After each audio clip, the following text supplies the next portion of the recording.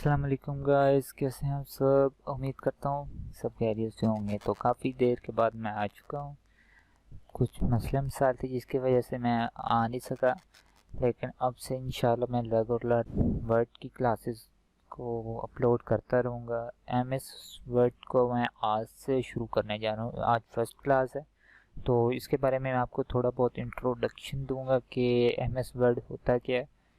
तो M S word basically ये M S office का ही एक पार्ट है। एम एस वर्ड, ठीक है। एम एस ऑफिस के अंदर बहुत सारे उनके अपने जो से डॉक्यूमेंट्स रेडी करने के लिए या कोई फाइल्स बनाने के लिए हम सॉफ्टवेयर को यूज़ करते हैं, उन्हें हम एम एस ऑफिस कहते हैं। जैसे एम एस ऑफिस के अंदर आ जाता है M S Word, M S PowerPoint, M S Excel और एम एस भी है, आउटलुक भी है। तो काफ़ी हैं इनके। तो हम जो से हमारे काम के ज़्यादा जो से मेनली यूज़ होते हैं किसी भी अदारे के अंदर, या किसी अगर आप जॉब के लिए जा रहे हैं वहाँ पे अगर आपने टाइपिंग के लिए करना है, टाइपिंग का कोई काम होता है, ज़्यादा काम उधर टाइपिंग का ही होता है, तो उसके लिए हम यूज़ करते होते हैं एम एस वर्ड यूज़ करते हैं, पावर पॉइंट यूज़ करते हैं और एम एस एक्सेल यूज़ करते हैं। एक्सेस भी यूज़ करते हैं हम डॉक्यूमेंट्स को सेव करने के लिए। तो शुरू करते हैं। ये आपको ये मैं यहाँ पे ला के रख देता हूँ ताकि आपको ये दिखाई दे आसानी से कि ये आइकॉन है। ये आप देख रहे होंगे आइकॉन एम एस वर्ड का। सिंपली हम इसे राइट क्लिक करके इसे ओपन कर लेते हैं, ठीक है। इस तरह से आपका इंटरफेस ओपन हो जाएगा एम एस वर्ड का। एम एस वर्ड का ये आपके यहाँ पे अगर आप लेफ्ट साइड पे देखें तो ये आपकी रिसेंट फाइल्स आपको दिखाई दे रही होंगी, ठीक है। उसके साथ ये आपको कुछ टेम्पलेट्स बने बनाए आपको दिखाई दे रहे होंगे। ये मैं आपको दिखा देता हूँ कोई भी एक खोल के। जैसे ये बिजनेस रिज्यूम है, ठीक है। ये आप अपनी सीवी बनाने के लिए इसे इस्तेमाल कर सकते हैं। और भी काफ़ी हैं, टेक टूवर है, काफ़ी है। ये आप ये देखें, जैसे ये है, इसे अगर मैं क्रिएट करूँ, डाउनलोड साइज है इतना, तो अगर मैंने इस पर क्रिएट पे क्लिक कर दिया था तो ये ओपन हो जाएगा। अभी जैसे ये डाउनलोड होगा, देखिए ये ओपन हो गया। ये देखिए यहाँ पे आप अपनी एडिट करके प्रोफाइल पिक भी लगा सकते हैं, ठीक है। नेम लिख सकते हैं अपना, अपनी एजुकेशन स्कूल का अपना एक्सपीरियंस लिख सकते हैं, स्किल्स के बारे में आप लिख सकते हैं। तो इस तरह से भी आप लिख सकते हैं, ठीक है। तो इसे मैं बैक पे ले जाता हूँ, इसको मैं कर देता हूँ कैंसिल एंड डोंट सेव।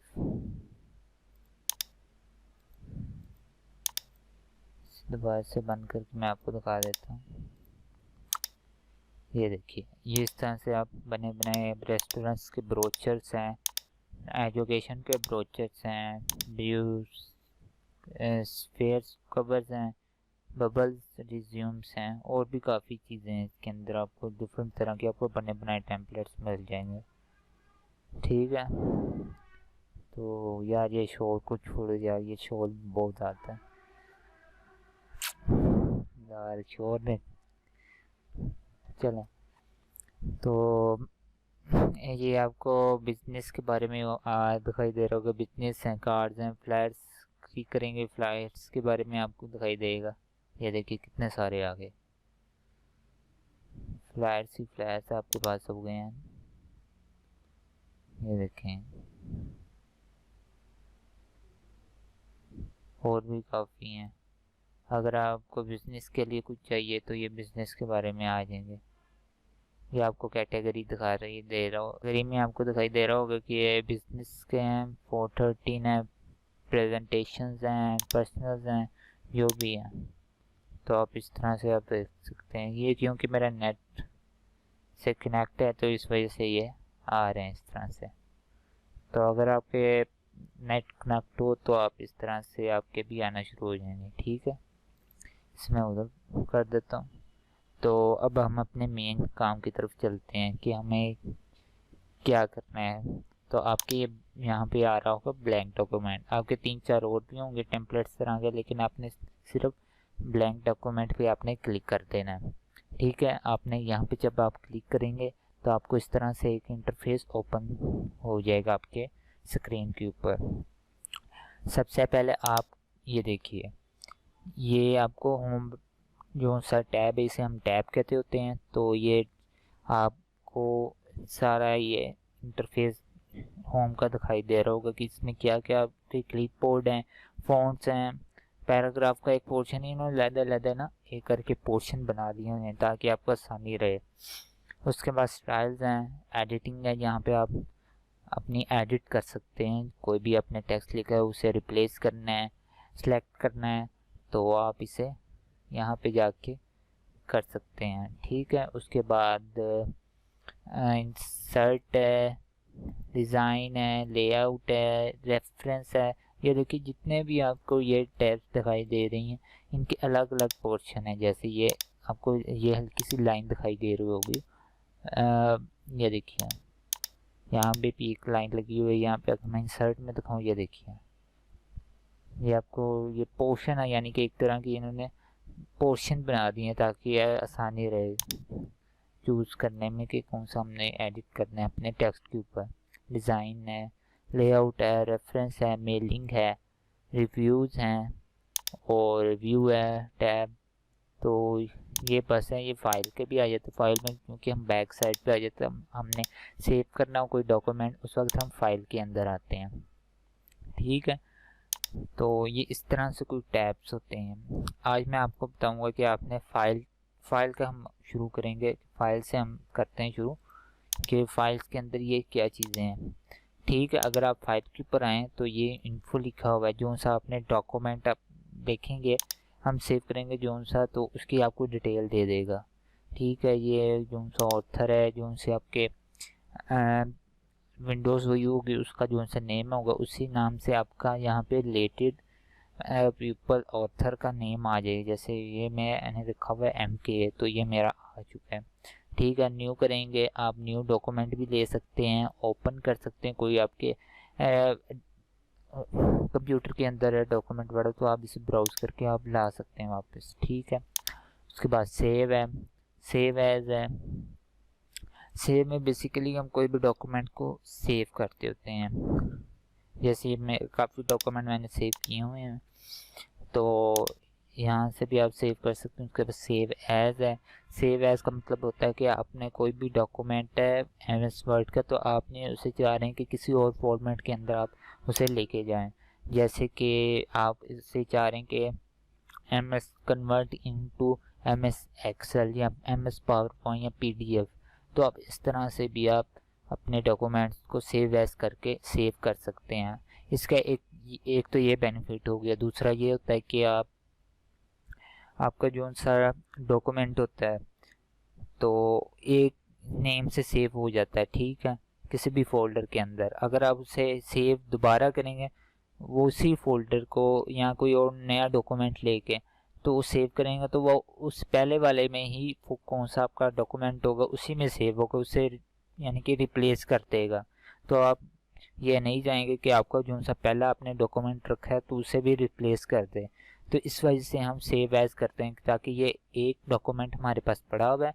जैसे कि मैं आपको दिखा देता हूँ, जैसे ये डॉक्यूमेंट हम फर्ज कर लें, तो वो दूसरे नेम से आपको बना के दे देगा कि ये आपका दूसरा डॉक्यूमेंट। अंदर चीज़ें आप भला सेम ही रख लें, लेकिन आपका डॉक्यूमेंट का जो सा आपका फोल्डर का नेम होगा वो अलग बनेगा। ठीक है, तो आप इस तरह से आप सेव एज भी कर सकते हैं। तो इसके बाद प्रिंट है। अगर आपने कोई प्रिंट आपने निकालना है तो आप उसे सिंपली प्रिंट करेंगे। Ctrl+P भी शॉर्टकट की होती है, लेकिन आप प्रिंट भी आप कर सकते हैं। यहाँ से जाके फाइल के अंदर आपको ऑप्शन मिल जाता है। मैं जल्दी से आपको बता देता हूँ, ये कुछ सेटिंग्स हैं, तो इसे हम बाद में देखेंगे अगली क्लास में। ब्रीफली हम डिटेल में पढ़ेंगे, क्योंकि हम अंदर ही पहले हम MS वर्ड के अंदर हम टेक्स्ट लिखना सीखेंगे, उसके बाद ही हम इस तरफ आएंगे कि हमने प्रिंट किस तरह निकालना है। आगे शेयर आ जाता है कि हम लोगों को हम किस तरह अपना डॉक्यूमेंट शेयर कर सकते हैं। जैसे ये ईमेल के ज़रिए प्रेजेंट ऑनलाइन है, पोस्ट टू ब्लॉग्स इतना हम यूज़ नहीं करते, लेकिन अब अगर ईमेल आपने लॉगिन किया हुआ है अपने पीसी के अंदर या आपके पास कोई लैपटॉप है, तो उसके अंदर आप उसे सेव कर सकते हैं और ईमेल के ज़रिए आप सेंड कर सकते हैं किसी को भी। एक्सपोर्ट है, एक्सपोर्ट आप उसे पीडीएफ में एक्सपोर्ट कर सकते हैं। तो एक्सपोर्ट और सेव एज इसके अंदर तकरीबन सेम चीज़ें ही आ जाती है, कुछ चीज़ों का फ़र्क हो जाता है एक्सपोर्ट के अंदर भी और अपना सेव एज के अंदर भी। सेव के अंदर भी काफ़ी चीज़ों का आ जाता है फ़र्क, वो भी मैं आपको बताऊंगा कैसे आता है। उसके बाद क्लोज, अगर आपने डॉक्यूमेंट को क्लोज करना है तो आप क्लोज भी कर सकते हैं। काउंट है, और अगर आप ये देखिए ऑफिस के कौन से, ये मैं आपको दिखा रहा था कि कौन से प्रोडक्ट्स होते हैं। ये एक्सेस का है, या जब मैं थोड़ा सा इसके ऊपर रखूँगा, ये देखिए कर्सर करूँगा जो नाम बता दे कि ये एक्सेल है। ये क्या है, ये ऑन वन नोट है। उसके बाद ये आउटलुक है, पावर पॉइंट है, उसके बाद पब्लिशर है, उसके बाद वर्ड है, स्काइपी भी इनकी ही है। तो आप इस तरह से भी आप कर सकते हैं। तो ऑप्शन आ जाते हैं, तो आप इन्हें आप छोड़ दें। ठीक है, तो हमने आज की क्लास में सीखा कि आपने किस तरह से आप MS वर्ड को ओपन करेंगे उसकी फाइल्स के अंदर। मैं अगर आपको ये कहूँगा कि आप एक दफ़ा इसे खुद से चेक करें फाइल में जाके, अगर कोई प्रॉब्लम आती है तो आप मुझे नीचे कमेंट करके ज़रूर बताइएगा, ताकि मैं आपकी प्रॉब्लम ही सॉल्व करूं।